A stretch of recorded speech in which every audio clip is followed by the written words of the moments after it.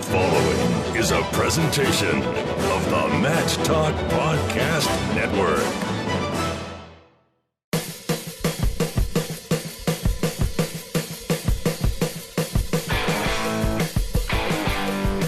Hello, wrestling fans. It's time for the World Wrestling Resource Podcast. The World Wrestling Resource was made that you as a wrestler, parent, coach, or fan can have access to all the resources of the very best in the world of wrestling.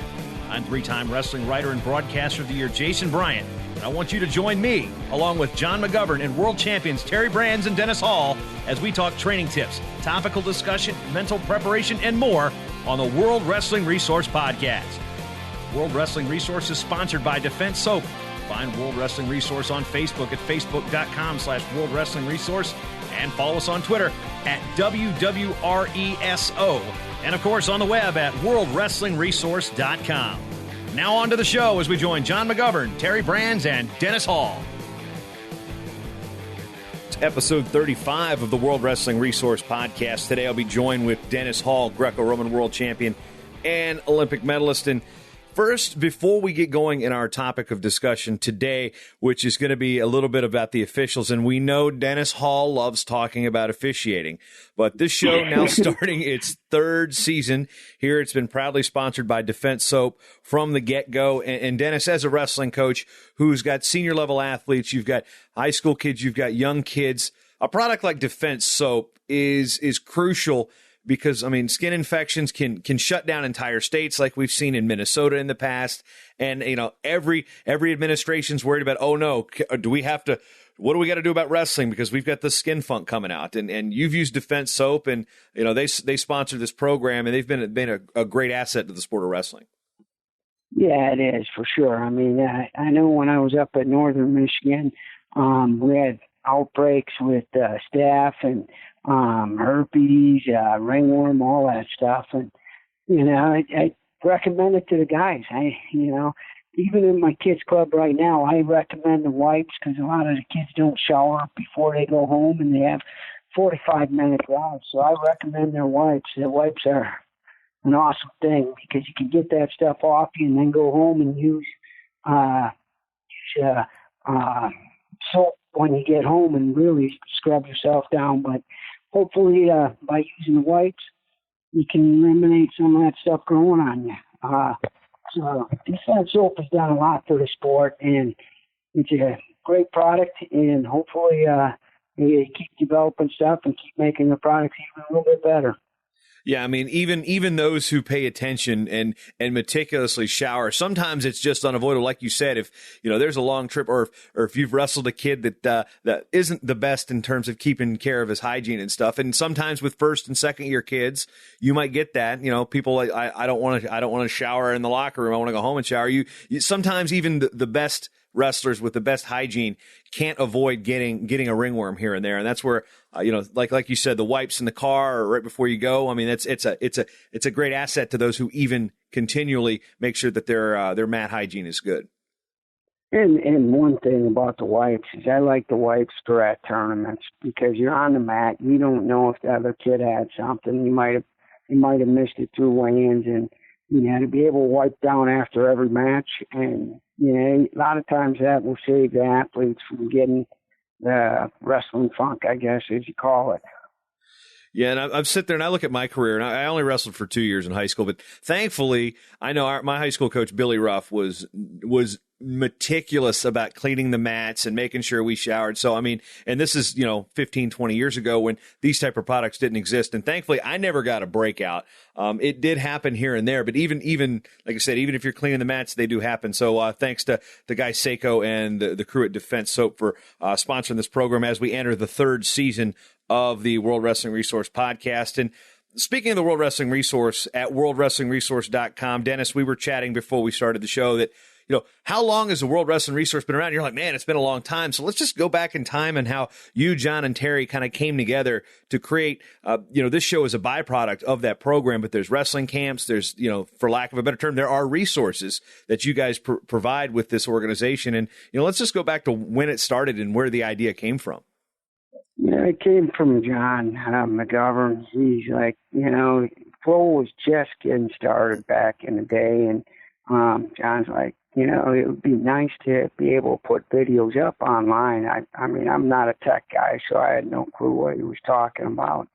And he's like, I think we can get together where we put a videotape or video technique up online where coaches and athletes can get to it. He goes, there's not a ton online. And I thought it was a great idea because, I was already doing wrestling technique videos. And I thought, to have a library with all my stuff, all John's, and then we talked Terry into doing it.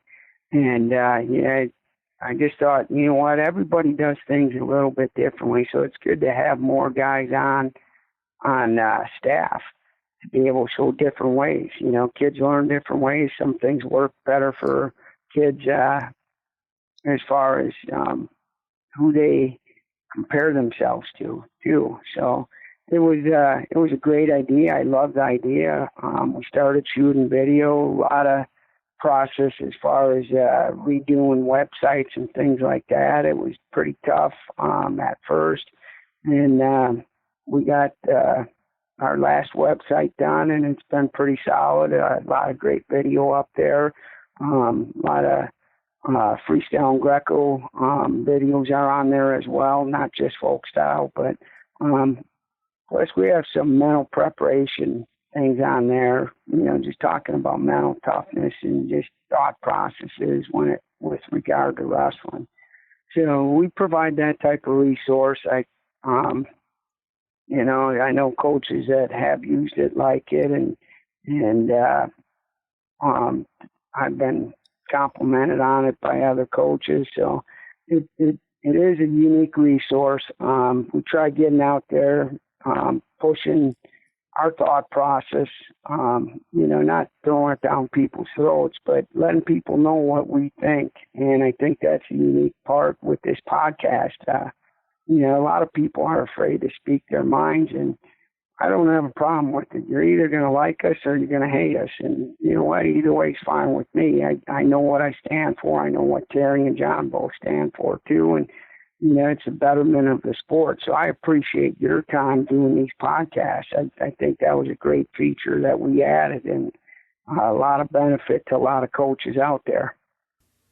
Well, I personally appreciate it. It's definitely been educational for me to get to talk to you and Terry and John regularly about this. Now, there are a couple things that when I first heard about World Wrestling Resource was in 2009. Kyle Klingman and I were working with Wrestling 411, and he had gone out to one of y'all's camps and had done some interviews. And I was like, oh, okay, what's going on? And then the first thing I thought about was the dynamic. You've got Dennis Hall, Terry Brands, and John McGovern. These are wrestling coaches and former athletes from three different walks of life, but you're all connected in some way. And that's what wrestling does. I mean, what's that relationship been like with John and Terry over the years, not just through World Wrestling Resource, but just in the sport in general? I remember watching Terry when he was in high school. I mean, I wrestled against Tom when I was a junior in high school, I believe, or sophomore in high school. So I knew Terry and Tom, and then they both went to Iowa. I love the tenacity that they had. And, I when I was a senior in high school, I called Coach Gable up and asked if he needed a 26-pounder. And he's like, nope, don't need any. He goes, you can come down and walk on. And I'm like, can't afford it. So, but I would have loved to train with Terry because of the intensity that guy brings to the table. And as during my freshman year, I had a great opportunity to wrestle him and at the Northern Open. And at that point, I hated him, but I loved him. It's a weird thing. He ended up beating me, I think, 7-5. And, he walks off the mat all upset. And I walk off the mat hunched over because my back is locked in place where I can't even stand up straight. And, then we got to know each other as he started wrestling freestyle, and, we'd say hi and respect each other. But, a big turning point in our relationship was 1996. We roomed together in 95 when we did that Garth Brooks poster. And, I got to the hotel. This is a funny story, so I'm going to tell it. We got to the hotel, and I believe Terry was already in the room when I got in, and he's already got his bed picked out, and I'm being as quiet as I can. Next morning, I think 6 or 6:30, he has his alarm set, and he's like, "I'm going for a run and doing a lifeline." I'm like, okay, here's a world champ. Both of us just won the world title. I was thinking to have a day off. Well, that didn't work. I had to get up and follow him and do the things that he was doing. And then we just got to be really good friends and helped each other through a lot of hard times in our lives. So it was great. I wanted him to coach me in a lot of my world championship. He coached, helped get me ready. Came as a training partner in 2004. He coached me at the trials, and I brought him as a extra partner for the Olympics, and it was we built a great relationship. So, and John, what can I say? The guy's just got a great heart. Always looking for what's best for the sport of wrestling. He wants to improve things. He's got a lot of great ideas. Sometimes, he throws a little bit too much at me at a time, and then I got to sift through it. But, person-wise and character-wise, you ain't going to find a better guy out there. As we look at how this program has evolved, the World Wrestling Resource as a whole, the camp structure, when you guys do camps, I know that they're based on availability, world championships, things like that. I mean, is it something that you guys say, all right, I'm the Greco guy, we got Greco, or is it just a general system type of thing? Or is it just those pieces of how the World Wrestling Resource works? It's a general camp type thing. I show whatever, is on the schedule for the day. We all work together, try and get some of our clips up on the resource website so people can go back home, because reality is you're not going to remember every fine detail that the clinician talks about. So it's nice to be able to go back and watch it and then do the technique. So we use that to help generate video for the website. And we do a lot of, at the camps, we do a lot of talks to the coaches on how to train their athletes. So on the website, there's a lot of mental preparation stuff, which I think a lot of times we think of wrestling as, we got to get better technically. Well, reality is you need everything. You need to get your body in shape, you need to get your mind in shape, and you need to get your technique down, and your mindset is how you're going to attack. So the camps are a great addition to, the whole package.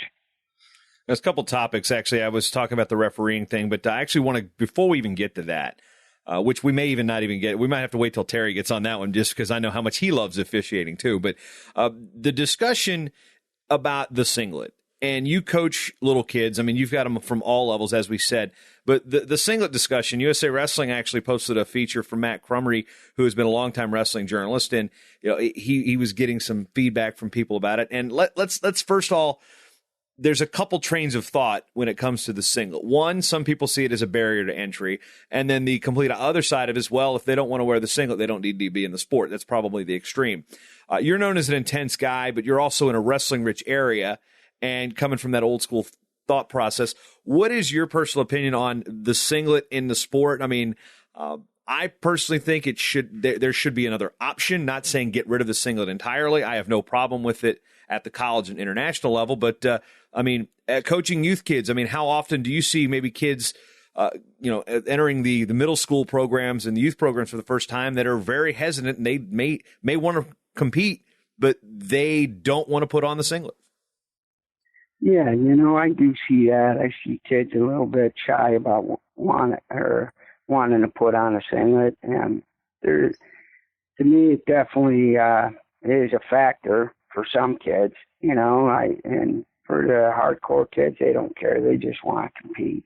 To me, the singlet issue versus fighter shorts and a compression tee, I don't really care, man. Wrestling's wrestling, and you know what? If try it out for a year. What's it going to hurt? You can always go back to the singlet, and so for me, I think, it would be more uniform with shorts and a tight-fitting T-shirt, So if kids are going to feel more comfortable and we get more kids out, why not do it? I have no problem with that. The only thing is I'd make sure the shirt's tight so you don't get called pinned or don't get called for being pinned because your shirt's sagging a little bit. That's the only thing that I'd worry about a little bit is referees would have to make sure their hands are actually underneath the shoulders and that the shirts are a little bit tighter. Yeah, another thing that comes up is... And you notice I said referees again? Yeah. One thing that I look at, and when I was kind of an overweight kid when I started wrestling, and yeah, I mean, the anatomical differences between boys and girls at that age, everybody knows, and you're putting on the singlet for the first time. I remember I put one on last year for Halloween to walk down the street with my daughter. Thankfully, I was wearing shorts with it, but it's like there's I mean, let's be honest, there is an issue with the male anatomy that makes a lot of it uncomfortable, especially when you're like me. I was 16 years old the first time I ever stepped on the mat. I mean, it was hard enough to get me in the wrestling room, then put that thing on. I'm like, and I'm like 220, 5'8". I was not like cut and chiseled. So even, in high school, I think we have less of it, but maybe the football players that come out like, I don't want to wear that thing. I mean, you're used to being the man on the football field wearing all these pads. Nobody can see your face. Now everybody's seeing basically everything about you. And one point that was brought up, I had Helen Maroulis on my Short Time show the other day. There's the girls too.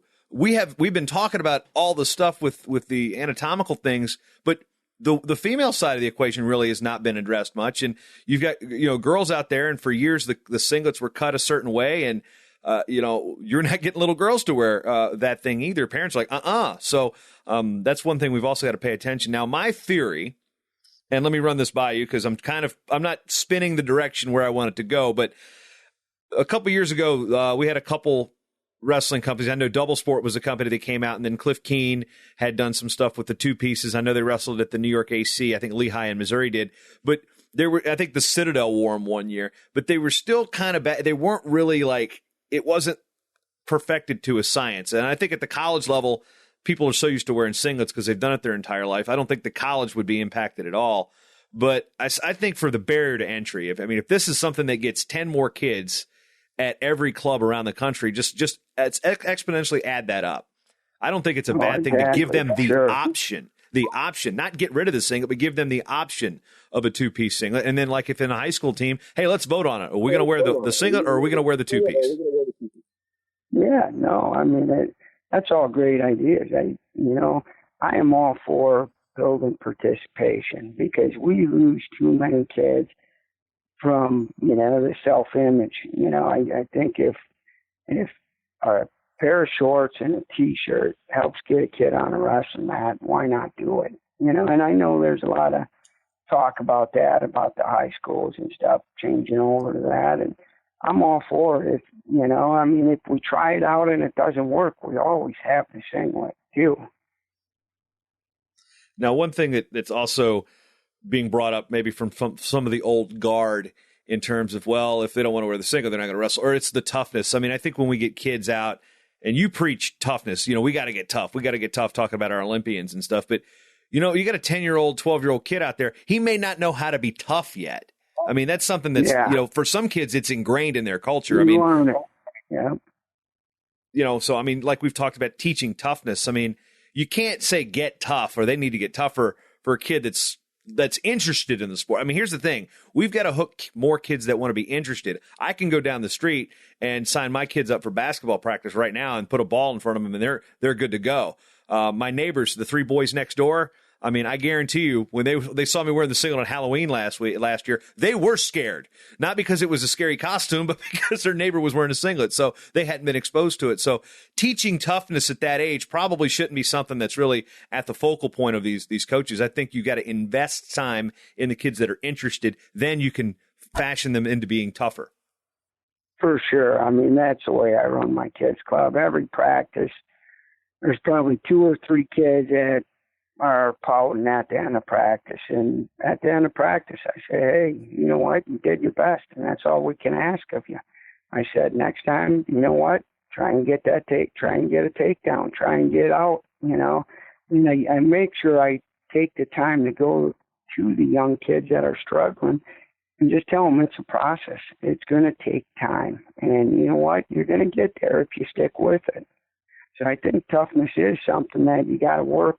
And you know what? If I did that to them the first day, they'd look at me like I was crazy. But now they've been in my room, and I just go up, I pat them on the back, and say, hey, great job, way to work. There are some other issues that are really impacting youth wrestling, and I'm talking with a coach out in Oregon who has been kind of adamant on the singlet defense, and he's pointing out that one of the biggest problems also in youth wrestling is the tournament format. And I'm curious, I know Wisconsin runs things extremely well with the Wisconsin Wrestling Federation, but there's some validity to that first year kid sitting in a gym for 8 hours, you're going to basically, your retention rate's going to be crap. So what are some things that you've seen from like the youth tournament format that can probably be improved nationwide to say, all right, we've got the kids in, we've got them in the room. Now we just need to make their experience fun outside of practice instead of, you're not taking a first week kid to the Tulsa Nationals. I mean, you might take your first year kid to, the Sheboygan Open or something, the Sheboygan Kids Tournament. So what do you think format wise we can do to, once you get the kids, once we have the kids and once they're going to your club or once they're entering the Pee Wee League to say, all right, we're not going to spend 12 hours in a gym to wrestle 3 times. Yep. I think, number one, I know a lot of schools do this already. They host practices where you can go in for 2 hours and you can get 3 matches in with kids from, a 50, 100-mile radius. I think something like that needs to be brought up more where, you just go in and it's match night, and it's a 2-hour practice. If we did that, that would make a huge difference in how parents perceive the sport. One thing that I really think has gone wrong in the United States, and, maybe it's because I'm, figuring out my own spiritual life, is Sunday tournaments. Sunday tournaments are not good for the family. It's great for the pocketbook of a local wrestling club, but the Sunday tournaments, people are skipping church, and, and I know there's people out there that don't believe in God. I'm okay with them not believing. But, I think it takes a lot away from the family when you host tournaments on Sunday. And I'd like to see what I was seeing, have a gym that opens a mat on a Thursday night or Wednesday night, whatever, Friday night, or even a Saturday morning. And you do a 2-hour open room. You have some refs in there, and you just do matches. You pick guys around your size, and you do matches, and you're out of there in 2 hours. I think if we could do something like that instead of having all these different tournaments and pushing kids to compete so much, I think the retention rate would be a lot higher. Yeah, I mean, my experience isn't exactly one to draw from any huge sample size, but the most fun I had was practice because I was learning something. I go out, and I entered my first wrestling tournament after 2 practices ever. That was the wrong thing to do because I did not have fun at that tournament because I got the crap beat out of me. But I'd go into practice, and I'm getting my crap beat out of me there too. But there's the learning experience, and I think back to my experiences playing basketball and baseball in middle school, and I'm like, here it is. We had a Saturday game. It was anywhere between 9 and noon because then we were done. I think there were a couple leagues and a couple gyms. So we're basketball game. We're done Saturday morning, and then we had one during a weeknight. It was either a Tuesday, I think, or a Thursday. So we had one game during the week and then one game on a Saturday. Nothing was ever on Sundays because that was when, in our case, that was when we did the church, the youth league stuff, like the youth group stuff, and when I was going to church in Newport News. So, and I'm thinking, okay. I guess in the youth leagues, you don't need the bigger mats. I mean, you turn them over, you have smaller circles. You can probably get, 3 full mats. You can get probably 12 circles in, the scramble league. So, after work scramble league, I think that's a good concept. I'd like to see that more, but, what can we do from once we've talked about the retention and the singlet, and then we're moving into a youth wrestling rabbit hole here, which I actually am enjoying here. What do we got to do to kind of de-emphasize And this isn't a shot at any of these youth tournaments that are having national championships for 6-year-olds. But I think Les Gutjes shares the opinion here that we don't need a national championship sanctioned by any governing body for 6-year-olds. That's just ridiculous. Yeah, no, I don't. I think at that point they barely know how to tie their shoes, and they're, the best athlete is going to win that and win it probably with bad habits just because they know their body a little bit better. I think the primary focus of youth all the way up to 5th, 6th grade should be learning their body, teach them gymnastics. I got a great core program that I do every day. I've been provisors on it. And I'll tell you, with learning your body, you know how to lock your body tight in certain positions in wrestling. And wrestling is a sport where you have to know how to make certain parts of your body as tight as you can to make the move work. So, I think at, the early age level, need to teach them about their body and how the body works and really make them understand positioning. So when they get in 5th, 6th grade, their body works the way they want it to work. And I think we spend too much time on trying to teach technique. And, I'm telling you right now, because I'm in a battle with my kids, because like I said, I developed a core strength and functional strength training system, and I'm implementing it in my kids club practice. We do tumbling, and then we go straight into core at the beginning of practice, and we do about 10 minutes of core. And I tell the parents, I said, guys, you need to do this stuff with your kids at home. And if you have any questions, come up to me and talk to me. And I've had parents come to talk to me because they see the benefit of what I'm trying to teach their kids. I'll put some of the parents through some of the positions we're in, and they're like, wow, they can't believe what the position does for them and how it builds that functional strength, which is so needed in our sport. Jake Herbert and Andy Rovat have also been developing a system called base wrestling, which is more on the, as you said, the gymnastic side. And they've also preached the same thing with the core strength and knowing what your body can do. And I know Jake's, one of his big things is making it fun for the kids. Like he's not necessarily training wrestlers yet. He's training ninjas to get all these kids to learn how to do backflips and stuff. I mean, just that general athletic ability, it's beyond wrestling. I mean, how much does a wrestling coach at that level have to teach general fitness before they can teach a single leg? Yeah, you have to, in order for a kid to be able to do that stuff correctly, you have to teach about the body. And that's where 90% of our youth programs go wrong. We're teaching technique, and while the Russians and everybody else is teaching their kids how to train their body and understand their body. If you go overseas and you go to any of their practices, it's a ton of gymnastics. It's a ton of holding position.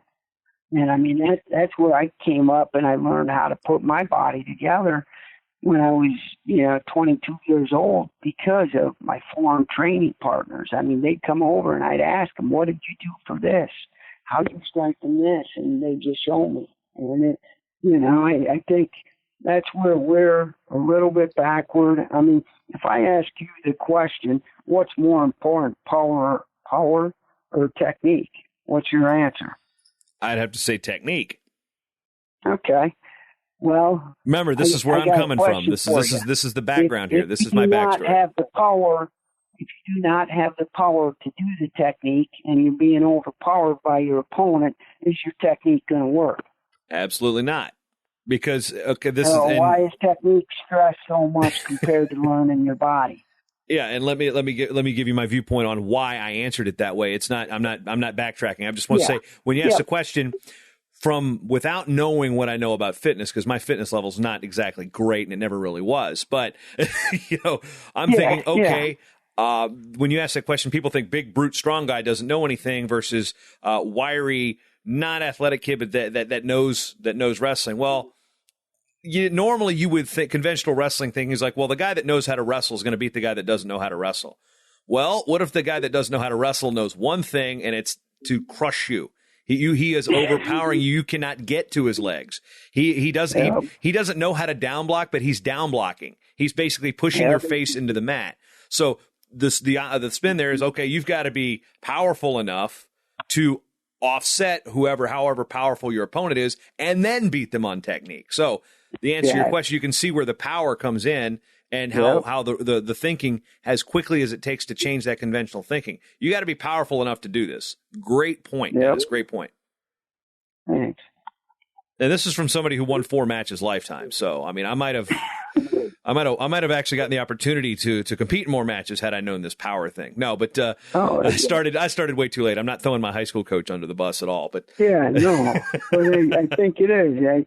I think most people think that it's all the technique, and I think you got to have the whole package. And I talk about body, mind, and your body, you need to have it as strong as you can. Your mind, you need to train your mind every day on the thought processes that run through your head. And then you got to work technically too. I think it's a three-headed, monster. And, if one of them are off a little bit, then you're going to run into trouble. I want to spin this over to the officiating discussion, but it's going in a different direction here because this is, again, youth wrestling. And I officiated youth wrestling for 1 year because as I was getting into the journalism world, and I was the mouthy kid that thought he knew what wrestling officials should and shouldn't be doing. A matter of fact, I had one official at the state tournament go, "I will throw you out of here." And I'm like, well, first of all, he was over exaggerating what I was saying. But so I went and I officiated for a year, and I wanted to know exactly how tough these calls were to make. And since then, I'm less critical on the officials overall. I mean, there are still situations where even great officials blow calls. Now, for sure. But we don't have, look at the NCAA championships. There are very few officials under the age of 40. And we've got to get more officials and people that are interested in becoming officials, not just for the people that want to referee the NCAA championships eventually, but we need good youth level officials. I mean, what can a good official do for 2 kids that are getting interested in the sport of wrestling? I mean, the official is very, very vital to the enjoyment of a child that is 8, 9, 10 years old getting into the sport for the first time. I mean, one thing that hurts is, an official at a youth tournament, tired, they want to get the tournament done because everybody, the people at the tournament want to get it done quicker. They call a pin when a kid's shoulder was 3 inches off the ground. Just something that simple might make that kid never want to step back out on the mat. I think, number one, protecting kids, if it's sore, understanding that these kids are learning the sport. And if they're crying, you know what? And I sound soft right now, and I don't like it, but you know what? We got to try and keep those kids in the restroom. And if there is a problem with kids crying and stuff during a match, not coddle them, but encourage them. And I know a lot of the officials do that type of stuff, but officiating is one of the toughest jobs out there. I'm not going to say it's easy. I've done my share of officiating, and I know I made some bad calls. I'm not perfect, and like none of the referees are. But at the same time, realize that the way you call a match can have an impact on somebody's career. So that's the only thing I want to leave there. Yeah, and again, it's not like we're grouping one questionable call on all officials. That's the one thing that even at the international levels, one bad official does not mean all officials are bad and things of that nature. But I'm looking at it in this situation. Here's from my experience. I remember one parent, and I'm in my home gym. It was 2 kids that weren't from my hometown. There were 2 kids from another local club, and I don't know if it was a good call or not. I mean, it was probably my 3rd weekend refereeing, and I was making $20 or something for 2 hours of work. I mean, it was 1997. So, and then you get this parent comes up and goes, you effed my kid. And I'm like, they're like 7. And I'm sitting there thinking to myself, this is why nobody wants to do this. It's not the bad call at the NCAA championships that everybody sees repeated on ESPN or on Flow Wrestling.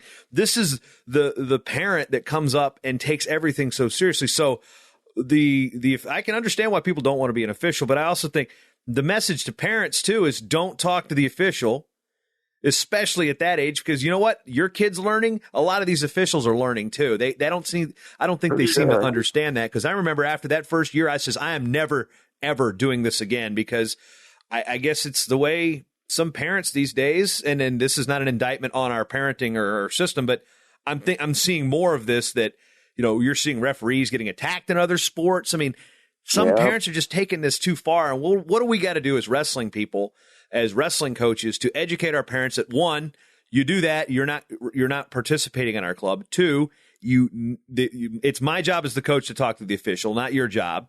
You sit and cheer on little Johnny and go get him popcorn when he wants it. I mean, there's a culture that's changing, that's kind of infiltrating wrestling, that we kind of need to address. No, I agree 100%. You know, I remember my 14-year-old was wrestling probably 6-7 years ago at a local tournament here in my town that I live in.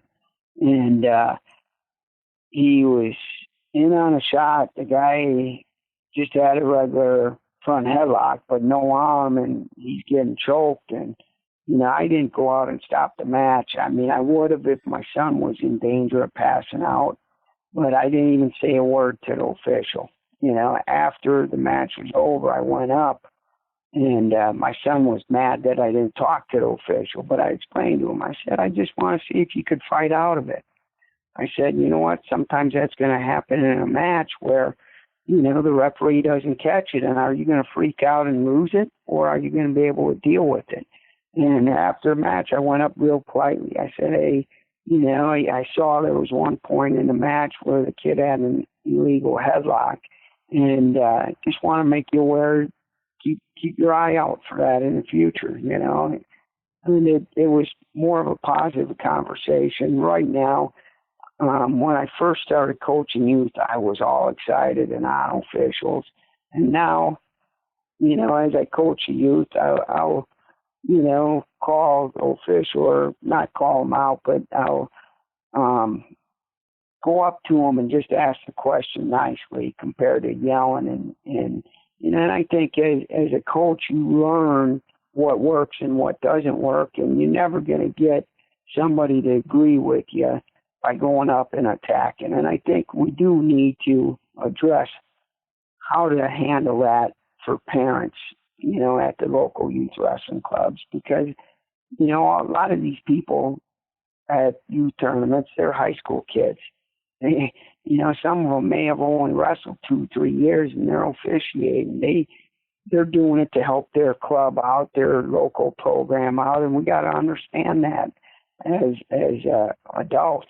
And I think the more we can talk to our parents in club, which is a great point, it's something I need to do with the kids or the parents in my wrestling club, because I'm not at the tournaments every Saturday. A lot of the parents coach their own kids, and I do address my parents on how they coach their own kids too. So. Interesting topics here, mostly with youth wrestling today with Dennis Hall, as we'll chime back on the next episode of the World Wrestling Resource with Terry Brantz and John McGovern. We'll talk about that international officiating issues that have been surfaced by a report from Flow Wrestling. We'll go into details on that on episode 36. But for the time being, my name is Jason Bryant. You've been listening to the World Wrestling Resource Podcast. Check out all our resources on the web at worldwrestlingresource.com. Thanks to our sponsor again, Defense Soap. Defend what you have built at defensesoap.com. And check us out on Twitter at WWRESO. That's World Wrestling Resource at WWRESO on Twitter.